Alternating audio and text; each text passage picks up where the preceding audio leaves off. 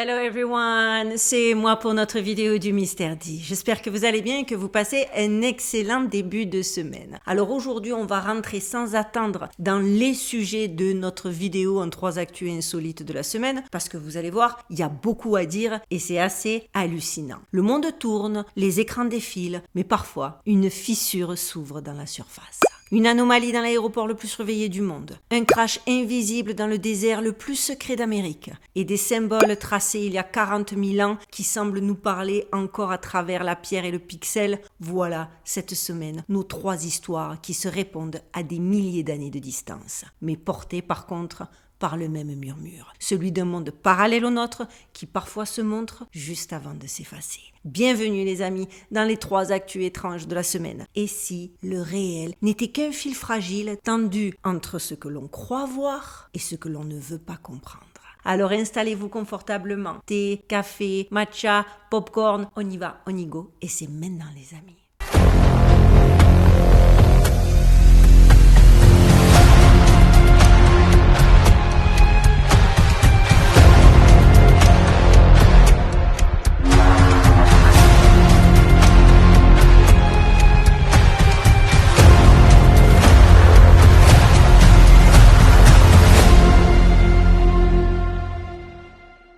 On rentre directement dans notre actu numéro 1. La femme de Torenza, le passeport d'un pays effacé des cartes.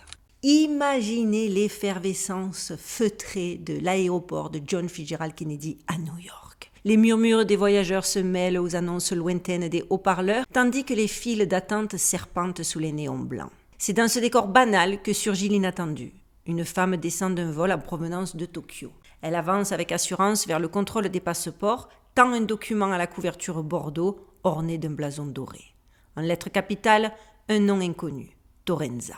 Les agents froncent les sourcils. Ce pays n'apparaît sur aucune carte, dans aucune base de données officielle. Pourtant, le passeport semble authentique. Tampon d'entrée impeccable, numéro de série cohérent, page remplie de visas d'endroits familiers. La femme, d'apparence ordinaire, parle un anglais fluide teinté d'un accent indéfinissable, ni européen ni asiatique, comme émanant d'un ailleurs insaisissable. Elle décrit Torenza comme une nation prospère, située quelque part en Europe, avec une région occidentale nommée l'Inari, un lieu que nul atlas ne connaît. Intriguée, les autorités l'escortent dans une salle isolée pour des vérifications approfondies. Elle reste sereine, expliquant qu'elle rentre chez elle comme si ce monde était le sien. Mais au fil des heures, l'énigme s'épaissit. Aucune trace d'elle dans les enregistrements des vols, pas de correspondance avec les ambassades. Puis soudain, elle disparaît. Les caméras de surveillance montrent un vide inexplicable. Les gardes n'ont rien vu, le temps de partir et de revenir, et la salle était vide. Le passeport, lui aussi, s'évapore sans laisser de preuves tangibles.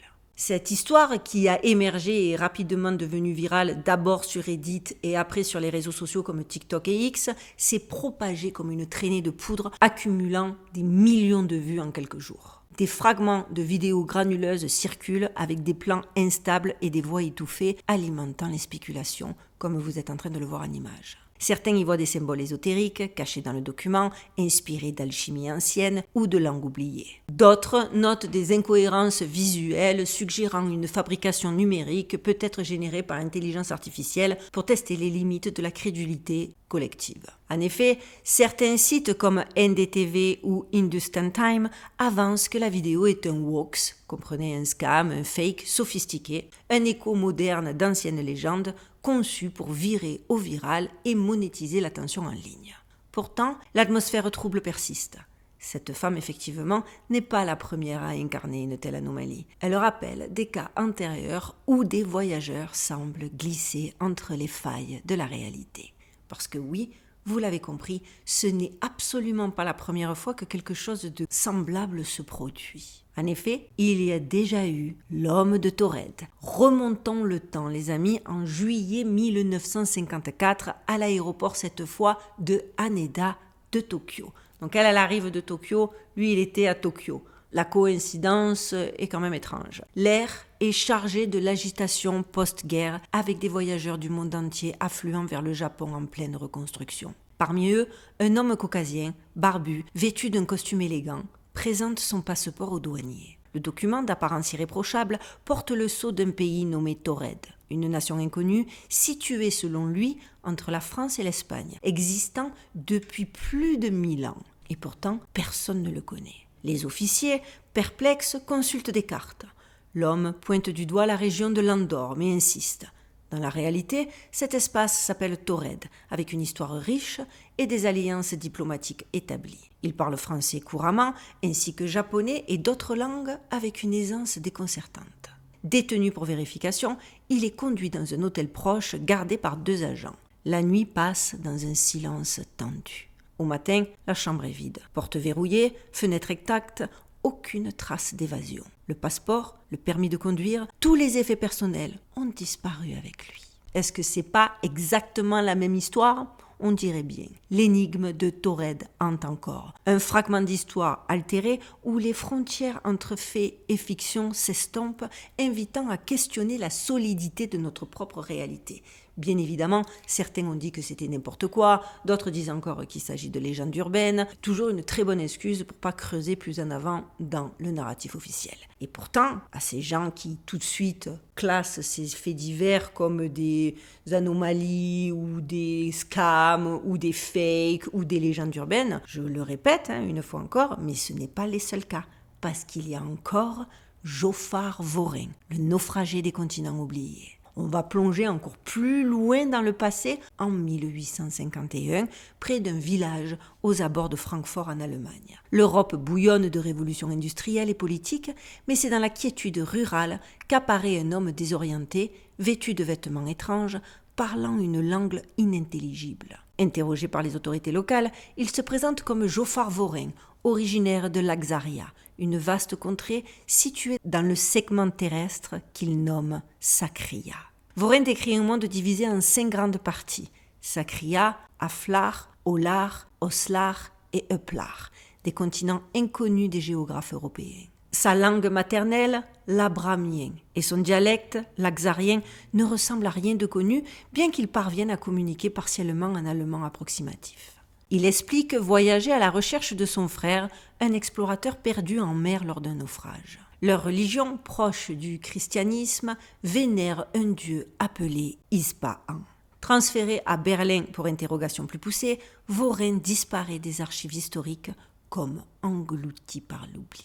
Cette anecdote, rapportée dans les journaux de l'époque comme l'Illustrated London News et plus tard dans des ouvrages sur les mystères inexpliqués, a alimenté des débats sur les explorateurs égarés ou les survivants de civilisations perdues. Des chercheurs modernes, comme ceux cités dans les blogs ésotériques ou des livres sur les anomalies historiques, suggèrent que Vorin pourrait provenir d'une réalité alternative où la géographie terrestre diffère radicalement.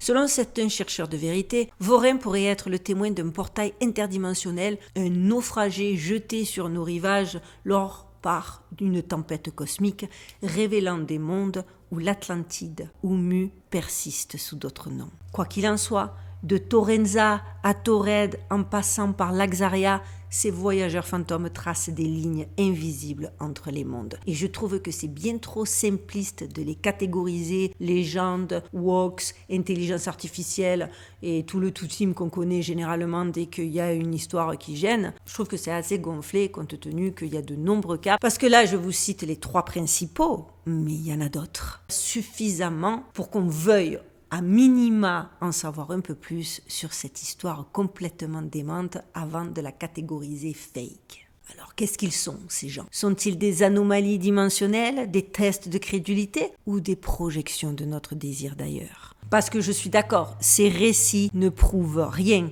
mais clairement, ils se répondent.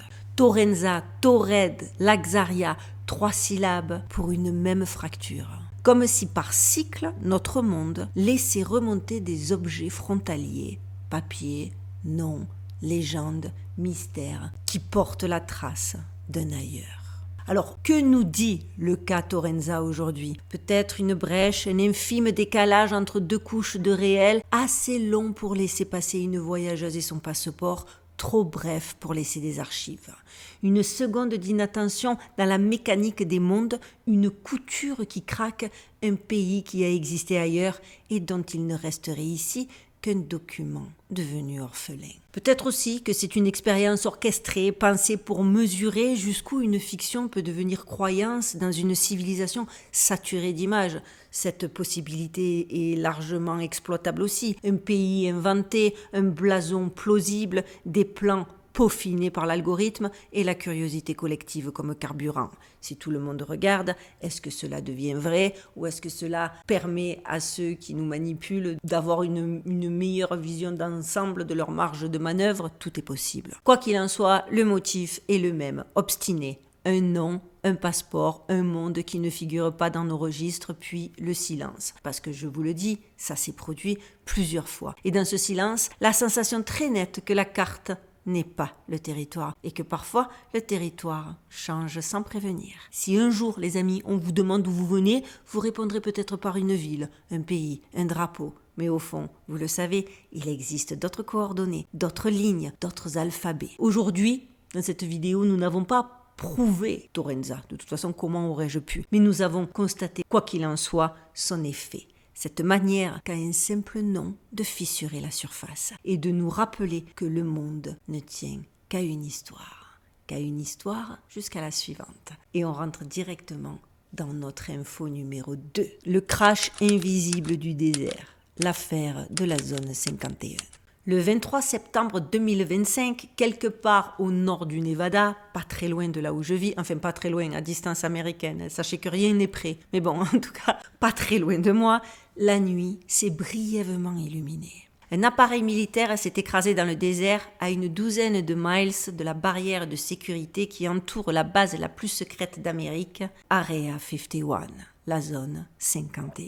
Pendant 10 jours, rien, silence radio. Puis, le 4 octobre, la base de Creech Air Force Base publie un communiqué. Un aéronef a été impliqué dans un incident. Pas d'autres précisions, mais la FAA, l'autorité fédérale de l'aviation, émet aussitôt une restriction de vol sur toute la zone, valable une semaine entière pour raison de sécurité nationale. Un crash près de la zone 51, une interdiction de survol et une enquête du FBI ouverte dans la foulée, autant dire que le désert s'est remis à parler.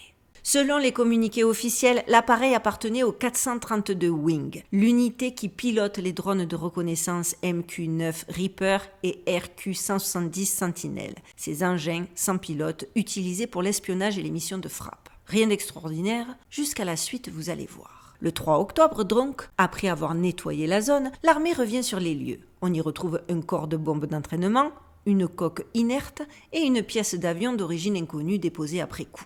Quelqu'un, dit le rapport, aurait modifié la scène du crash une fois les militaires partis. Tiens, comme c'est étrange. Et c'est là que le mystère commence à respirer. Un accident déclaré, une zone ratissée, puis un retour sur site avec des éléments nouveaux posés là comme des leurs. Vous vous en doutez, l'enquête du FBI est toujours en cours. Les responsables parlent d'un acte délibéré sans préciser ni par qui, ni pourquoi, ni dans quel but. Et entre-temps, je le répète, tout a disparu. Les débris, les marques d'impact, la moindre trace mécanique. Joerk Arnu, chercheur indépendant et animateur du site Dreamland Resort, s'est rendu sur place 4 jours après le crash.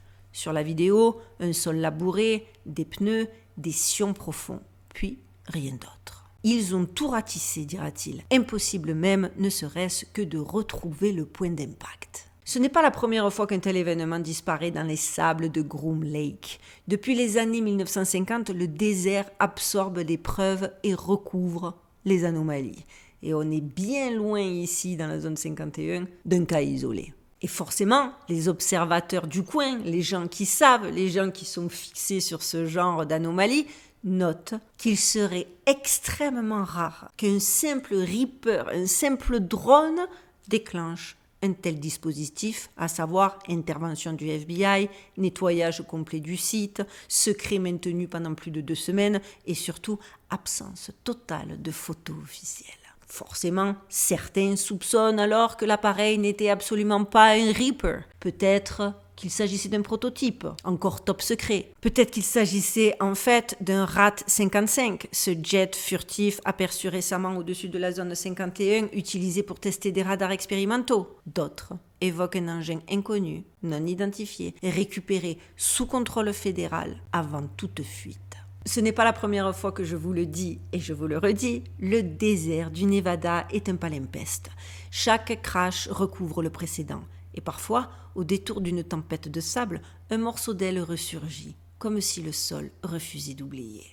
Aujourd'hui, la zone reste classée, aucun détail n'a filtré, aucune victime dit-on, aucun impact visible, rien que le vide d'un récit que personne ne peut vérifier. Alors oui, il semblerait que pour l'instant, l'hypothèse officielle retenue soit bel et bien qu'un drone Reaper aurait subi une défaillance et l'incident aurait été contenu pour éviter toute récupération technologique par le public. Une version propre, calibrée, rationnelle, mais qui s'affronte directement avec l'hypothèse numéro 2, la lecture alternative. Une expérience classée, un prototype hors registre, voire un objet non conventionnel tombé du ciel dont la structure ne devait pas être vue. L'ajout de fausses pièces et d'une bombe d'entraînement servirait alors à maquiller la nature réelle du crash. Et on a aussi l'hypothèse symbolique, qui n'est pas en reste, j'ai envie de vous dire. Peut-être que la zone 51 n'est plus un lieu, mais un concept. Un espace mental où tout ce qui reste inexplicable trouve refuge et où chaque crash devient une métaphore, celle d'un savoir qu'on ne veut absolument pas divulguer. La seule chose, quoi qu'il en soit, qui soit certaine, c'est que le 23 septembre, quelque chose est tombé dans le désert du Nevada. Le 4 octobre, le FBI est arrivé. Et aujourd'hui, il ne reste qu'une trace complètement effacée. Entre ces deux dates, il s'est passé exactement ce que la zone 51 sait faire de mieux, effacer sans nier, révéler sans confirmer. Et ça, autant dire qu'on est habitué depuis maintenant un bon bout de temps à ce que l'on veuille nous dissimuler les choses vraiment importantes. Et vous allez voir avec la suite que ça ne date absolument pas d'hier. Et c'est notre info numéro 3, les premiers signes, la mémoire d'un langage oublié. Imaginez qu'avant les hiéroglyphes, avant les tablettes sumériennes, avant même la notion d'écriture, les humains parlaient déjà. Pas avec des mots, mais avec des formes. Des lignes, des cercles, des triangles, des plumes gravées dans la pierre. Des signes tracés il y a plus de 40 000 ans sur les parois de grottes en France, en Espagne, en Indonésie, en Patagonie, en Afrique du Sud. Les mêmes symboles répétés à travers les continents, comme si une seule main invisible avait laissé son empreinte partout sur la Terre. Et vous allez voir qu'il y a quelqu'un qui les a tous retrouvés, qui les a tous répertoriés. Et si ces marques n'étaient effectivement pas de simples décorations, mais au contraire les fragments d'un langage universel oublié, antérieur à toute civilisation connue jusqu'à présent. La paléoanthropologue Geneviève von Petzinger a passé des années à les cataloguer. 52 grottes visitées, 32 signes récurrents, des zigzags, des lignes parallèles, des formes de plumes, des clés, des grilles. Ces symboles apparaissent sur plusieurs dizaines de millénaires, toujours identiques, toujours répétés, comme une syntaxe silencieuse transmise d'âge en âge. Ce n'est pas le chaos des origines.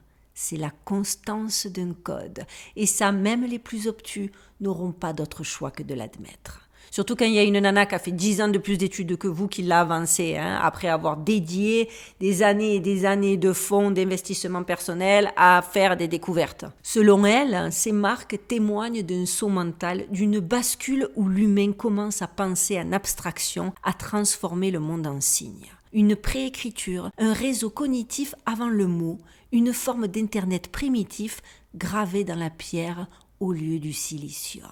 Pour elle, elle y voit clairement l'ancêtre direct de notre langage symbolique, des pictogrammes, voire même l'ancêtre de nos émojis modernes, des images chargées d'émotions et de concepts que tout le monde comprend, sans traduction. Et ça aussi, ça fait plusieurs fois que j'aborde des nouvelles découvertes ou qui me confirment dans le fait qu'on serait éventuellement dans un monde en bis repetita et que finalement on arrive toujours à un moment donné où ça coince parce qu'on n'arrive pas à s'élever, malheureusement, mais qu'on est confronté systématiquement au même cheminement. Et cette histoire, vous allez comprendre pourquoi je vous dis ça, cette histoire semble alimenter cette théorie-là. Vous allez comprendre. Mais avant d'aller au-delà de ça, justement, on va quand même parler des chercheurs vendus au système. Parce que vous vous en doutez aussi, elle a fait ses découvertes, mais eux, ils s'y opposent. Le préhistorien Jean Clotes affirme, lui, que ces signes sont toujours associés aux animaux, qu'ils ne sont pas des idées, mais des décors, une vision plus rassurante. Genre qu'il s'agit d'un art avant la pensée. C'est-à-dire le gars, lui, il trouve que sa théorie adoubée par les scientifiques vendus au système, que sa théorie comme quoi c'est de l'art abstrait pour représenter des animaux, c'est beaucoup plus logique que sa théorie à elle, s'il vous plaît. Alors que c'est elle qui a sillonné le monde, que c'est elle qui a tout noté. Lui, il arrive après la guerre et il dit « Mais non, tu racontes n'importe quoi, complotiste. Là, tu vois bien que c'est de l'art abstrait. En fait, c'était peut-être les ancêtres de Pablo Picasso. » On est à deux doigts. On est à deux doigts qui nous sortent la performance artistique, hein, le monsieur. Alors là, il y a des gens, des confrères à lui qui ont dû l'arrêter, qui lui ont dû lui dire non, là c'est trop tôt pour parler de performance artistique. Dis un truc qui s'en approche. Mais parce que sinon, là, ils vont le voir comme un nez au milieu de la figure. Donc, il nous a sorti là, avant la pensée. Moi, les gens qui vont plonger dans cette explication plutôt que de continuer à explorer avec Geneviève, pour moi, vous êtes des causes perdues. Mais manque de peau pour ce cher Jean Clotes, même une équipe du MIT a récemment suggéré l'inverse, que ces dessins étaient la transcription visuelle de sons, la traduction de la voix humaine en forme visible. Comprenez, une écriture sonore, un pont entre le langage et l'image. Et c'est absolument fascinant cette théorie aussi. Autrement dit, les grottes n'étaient absolument pas des sanctuaires, c'était des archives, les premiers serveurs de la mémoire humaine. C'est fascinant. Ces symboles, les traits, les carrés, les zigzags, apparaissent sur les parois, mais aussi sur les dents de cerf enfilées en collier, sur des outils rituels, sur des ossements, comme si nos ancêtres gravaient leurs pensées, leurs rêves, leurs repères pour qu'ils traversent le temps. Et si ça avait été eux les premiers à coder le réel, je vous disais, bis repetita, à inscrire la conscience dans la matière, à faire de la pierre un support de mémoire bien avant les tablettes d'argile, bien avant les alphabets. Parce que si ces symboles étaient déjà un langage, alors l'écriture n'a absolument pas 5000 ans, mais bel et bien 40 000 ans. Et peut-être qu'elle n'a jamais cessé de nous parler. Simplement, nous ne savons plus écouter la pierre, parce qu'en vrai, certaines pierres parlent encore, et leur écho résonne jusque dans les textes les plus anciens. Parce qu'encore une fois, ce n'est pas la première fois qu'on est confronté à ces histoires de langage étrange. Dans le livre d'Enoch, écrit bien avant la Bible, on raconte que les veilleurs, ces anges déchus qui auraient foulé la terre, enseignèrent aux hommes l'art des signes et des symboles célestes. Un langage visuel, vibrant, que seule une minorité pouvait comprendre.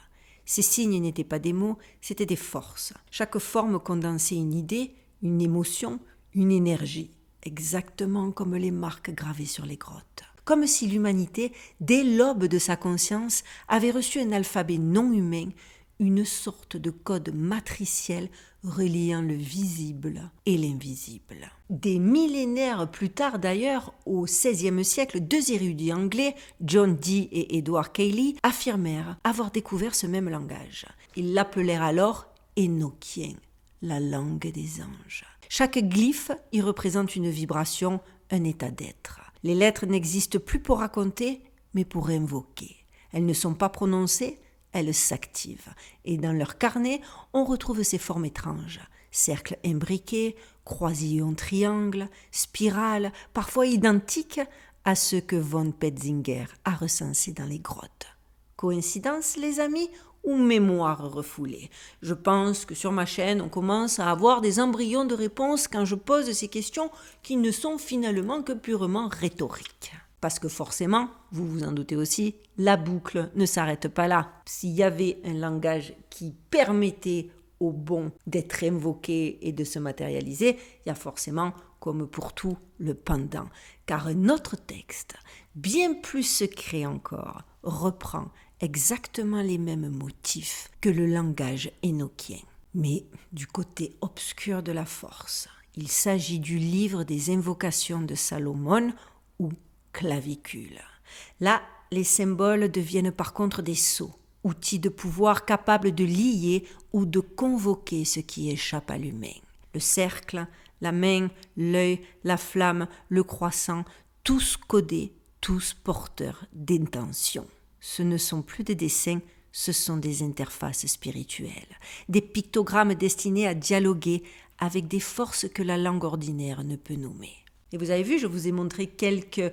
Je pense que certains auront déjà percuté. Là, j'essaie de faire genre monter le suspense. Mais vous avez vu que quand même, ces signes, donc tirés du livre des invocations de Salomon, ressemblent vaguement à quelque chose qu'on a tendance à utiliser, nous, actuellement, tous les jours. Parce que maintenant, regardez 2 secondes nos écrans. Regardez nos emojis, nos icônes, nos réactions instantanées, des visages ronds, des flammes, des cœurs, des lunes, des éclairs. Là, normalement, à l'édition, j'aurais tenté de les faire se superposer les unes aux autres, parce que c'est quand même bluffant.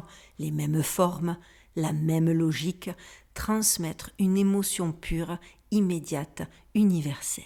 Non, ne me dites pas que c'est pas une dinguerie, si c'est pas absolument similaire à nos émoticônes, s'il n'y a pas un désir de nous reconfronter, de nous remanipuler ou quoi qu'il en soit, de nous remettre face à des états de conscience par lesquels nos ancêtres sont déjà passés. Parce que sinon, quel est l'intérêt ? Pourquoi ça y revient sans qu'on nous dise combien c'est connecté ? Moi, j'ai trouvé ça fascinant. Certains chercheurs contemporains y voient le retour du langage archétypal, la réactivation inconsciente de ce code primitif. Les mêmes glyphes qu'on peignait sur les murs des grottes, qu'on traçait dans le métal sacré de Salomon, que Dee et Kaylee disaient recevoir des anges, s'affichent aujourd'hui sur des écrans rétroéclairés à la vitesse de la lumière. Et si nos téléphones n'étaient que les nouvelles tablettes d'invocation ? Et si, sans le savoir, nous rejouions, les amis, le même rituel, des symboles diffusés partout, porteurs d'intentions collectives, d'émotions, de peur, d'amour et d'obsession ? Elle n'est pas légitime, cette question. Chaque cœur, chaque flamme, chaque œil devient alors un écho du passé, une version modernisée des glyphes qui autrefois ouvraient des portes. Nous ne gravons plus la pierre, c'est un fait, nous programmons la lumière, mais le principe reste exactement le même. Le signe agit. Et peut-être que c'est cela le véritable héritage des premiers humains. Non pas le mot, mais le symbole. Non pas le discours, mais l'invocation silencieuse. Et ça nous permettrait de comprendre tellement de choses qu'on essaie de dénoncer à travers des symbolismes, lors de réunions, lors d'événements, que tout ça s'est connecté avec des croyances et des cultes qui remontent aux origines de l'humanité, mais que tout de suite on passe pour des belos, alors que moi, chaque fois qu'il y a une nouvelle découverte, ça me confirme qu'on est sur la bonne voie, de la compréhension. De la roche aux tablettes, des anges aux algorithmes, un seul langage n'a jamais cessé de circuler, celui qui a fait du dessin une onde et du signe une prière. Alors la question demeure, et si depuis 40 000 ans nous ne faisions qu'écrire la même phrase sur des supports différents ? Parce qu'en fait on n'arrive pas à trouver la clé. Il y a un truc qui nous échappe parce que tout est fait pour qu'on ne comprenne pas, tout est fait pour qu'on oublie exactement à quoi c'est connecté, mais que ça existe et que c'est pour ça qu'on revient, comme dans la vie, vous savez, nos erreurs, on est systématiquement confronté à reproduire nos erreurs tant qu'on ne les a pas compris une bonne fois pour toutes. Et si tout ça n'était pas exactement sur ce modèle-là ? Quoi qu'il en soit, 3 histoires aujourd'hui encore, vous l'avez vu, 3 fractures, 3 rappels qu'il existe toujours un ailleurs, parfois à la frontière d'un passeport, parfois dans le sable, parfois gravé dans la pierre. Chaque époque a son voile. Hier, les prêtres parlaient aux dieux à travers des glyphes. Aujourd'hui, nous parlons aux écrans. Mais le geste est le même. Coder l'invisible, traduire l'indicible, chercher à comprendre ce qu'aucun langage ne sait dire. Peut-être que Torenza, Zone 51 et les signes de Lascaux ne sont que des miroirs, des reflets de ce besoin universel de franchir la frontière du connu. Parce que la vérité, la vraie, ne s'imprime pas dans les documents officiels ni dans les rapports militaires. Et ça, on le sait aujourd'hui plus que jamais. N'en déplaise encore aux petits cerveaux qui ont peur d'aller regarder ce qui se passe hors de la boîte. On a de plus en plus la preuve que ce que vous teniez pour vrai depuis des années est en fait qu'une sombre théorie qui cherche à masquer la forêt. Et tant que vous continuerez à accorder un crédit maximum au narratif officiel sans jamais oser vous demander s'il n'y a pas autre chose de plus logique, de plus vrai, de plus profond, surtout aujourd'hui, parce que oui, il y a de grandes chances que la vérité se cache dans ce frisson, cette intuition que le monde ne nous dit pas tout et que certaines portes ne s'ouvrent qu'à ceux qui osent encore regarder derrière le symbole.